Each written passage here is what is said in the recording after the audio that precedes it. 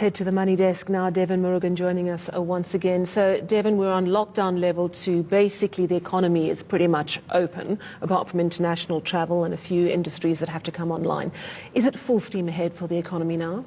It should be if we want to get jobs in place, Sally. Well, and that's the question that business, labour and government have been grappling with in their joint meetings, with recovery plans coming from all those camps to get the millions of jobless South Africans into work and more tax revenue into state coffers. Now, even before COVID-19, both employment and business confidence were at record lows. Well, Bernstein is the Executive Director at the Centre for Development and Enterprise. She joins me now to look at the economy going forward. Anne, thanks very much indeed for talking to us. You've had your eye on some of those recovery proposals, particularly those of government and business. Why do you say that they've underplayed some critical challenges to get the economy working again? Well, look, there's an absolute flurry of recovery strategies, but what we don't need are long laundry lists. What we do need is action, and we need to get some priorities very quickly. So we can't fix everything in South Africa at once, and we need to accept that the situation is so dire that South Africa has to do things differently. And one of the key issues is the business-government relationship.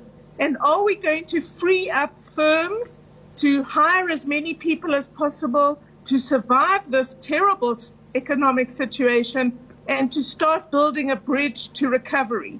And in order to do that, we need to choose some priorities quickly, and we're not going to do this with long lists of all the millions of things that different groups in the economy think need to be fixed. One of those priority areas, we've just seen a crucial document signed relating to the infrastructure fund this week. And the aim, of course, is to fund an infrastructure backlog and in doing so, creating employment. I see you're not convinced that the aims of this drive are sharpened enough. Well, everyone's in favor of infrastructure. It's like motherhood. But we have to peer behind this seeming consensus and ask some tough questions in order to get progress. So what kind of infrastructure are we going to go for? Is it mainly economic or social? We're going to have to get foreign funding to help fund this massive amount of infrastructure everybody wants. Well, we better make sure that we're getting the right infrastructure. We don't want any more Madupis. And we need to get infrastructure that delivers results for the economic growth so that we can pay back the loans. But we have to ask a fundamental question, which is, what are we going to do differently? Because for the last 12 years, everyone's talked about infrastructure, but nothing's happened. So we need to sharpen exactly what's going to be different from before and how we're going to move forward. Otherwise, I suspect, but hope not, that this is going to be a bit like the Jobs Summit. Lots of talk, lots of discussion, months and months of work, and we come up with something, the lowest common denominator, and then we get no results. So nothing really happens or changes. So you can't avoid some of the big issues facing South Africa by pretending we all agree on infrastructure. There are a lot more questions behind that seeming consensus.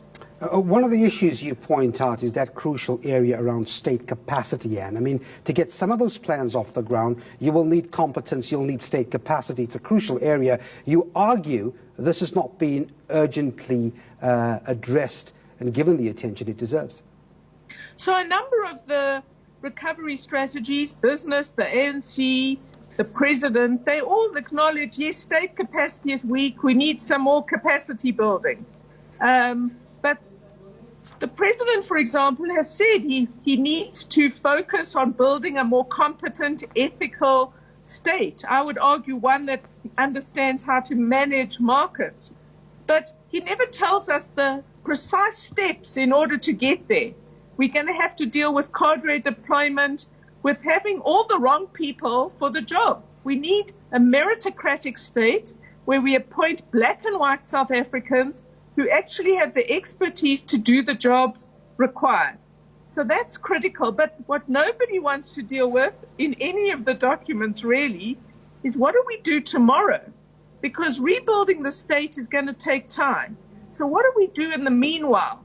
How do we free up the private sector, which in many parts of our society is the only capacity we have?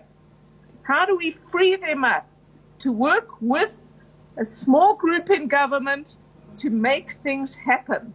So it's not enough to just recognize the problems with state capacity. We have to now wrestle with a very difficult issue of who will implement the reforms if the state is weak and corrupt. Before I let you go, I mean, some of those reforms you talk about, many regard them as low-hanging fruit. I'm talking about widening spectrum, lowering data costs, further relaxing visa rules, for example, for scarce skills, decisiveness on state-owned enterprises. So presumably that's the action you were talking about if you're going to fix or find a solution for tomorrow, as you say. Well, personally, I would start in a different place. I think you've got to choose priorities. And my four would be, let's have emergency provisions to free up the economy, to protect firms, to help firms, to hire as many people as possible. So that's labor market reform and firms. Secondly, I would deal with the energy sector. Without energy, we will have no growth.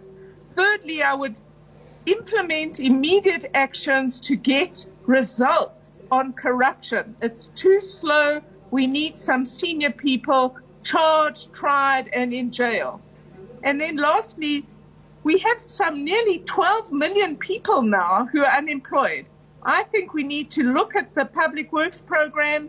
We probably need to reform them and think about how to expand this.